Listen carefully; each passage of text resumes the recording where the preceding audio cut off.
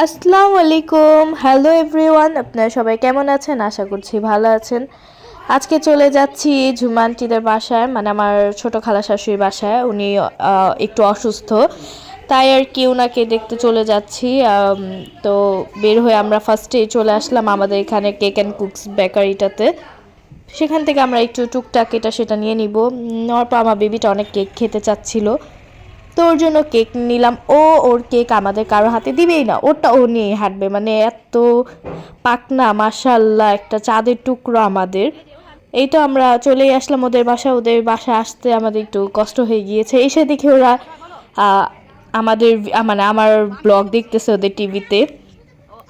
মানে আমি এসে হাসতেছি। আর মানে সেই টাইমটার মধ্যে আমি আমার খালতো আরেক মেজো খালতো ননদের সাথে কথা বলতেছিলাম, মানে মেজো খালা শাশুড়ির মেয়ের সাথে।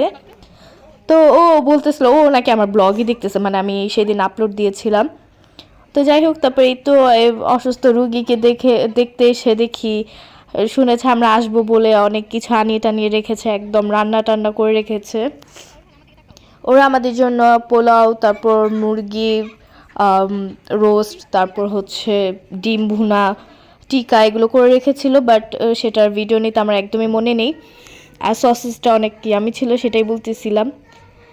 আর গল্প করতে করতে আমাদের যখন একদমই বোরিং লাগতেছিল, ভালোই লাগতেছিল না, কথা বলার কিছু ছিল না, তখন আমার ননদ মেহেদি আনিয়ে মেহেদি দিয়ে নিচ্ছিল নিজের হাতে। তো ও মানে আমার ননদ সবসময় এক হাতে মেহেদি লাগাতে পারে, ডান হাত দিয়ে অলওয়েজ বাম হাতে লাগায়, আর তাই আর কি তার বাম হাতে লাগাতে ইচ্ছা করছিল। আরেকটা আপুকে আনিয়ে লাগিয়ে নিল। আর আমার বেবিটা একদম ছোট বেবিদেরকে পেলে অনেক হ্যাপি হয়ে যায়, অনেক অনেক, বিকজ ও সবসময় ফ্ল্যাটে একা থাকে।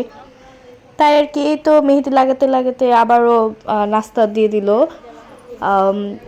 কি বলে, পিঠা ছিল আর এগুলো ফ্রুটস দিয়েছিল। তারপর আমাদের আর কি যাওয়ার সময় হয়ে গিয়েছিল, আমাদের ডিনার শেষ। তো গাইস, আজকের ভিডিও এই পর্যন্তই শেষ। Like, comment, share and subscribe করবেন না। বাই, টাটা, আল্লাহ হাফিজ। এরপরই বাসায় এসে দেখলাম আম্মু ভুনা সেমাই রান্না করতেছে। আই মিন ওই যে কী বলে এটাকে, জর্দা সেমাই যেটা বলে, নারকেল দিয়ে রান্না করতেছিল। পরে সেখান থেকে আবার আম্মু রান্না করতে করতে অল্প বাটিতে নিয়ে টেস্ট করলাম। খুবই টেস্টি হয়েছিল, বাট নারকেলটা একটু কম ছিল, নারকেলটা একটু হলে বেটার হতো।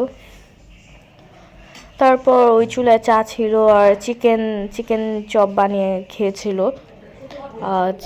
পরে আমাদের জন্য রেখেছিল যেন আমরা এসেও খেতে পারি।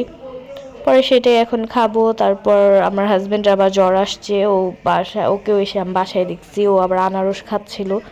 তো ওর সাথে সাথে আমিও খেলাম। আর এগুলো হচ্ছে ভর্তা, টমেটো ভর্তা, তারপর যে ডালের ভর্তা, এগুলো আর কি ডিনার। আনারসটাও ইয়ামি ছিল।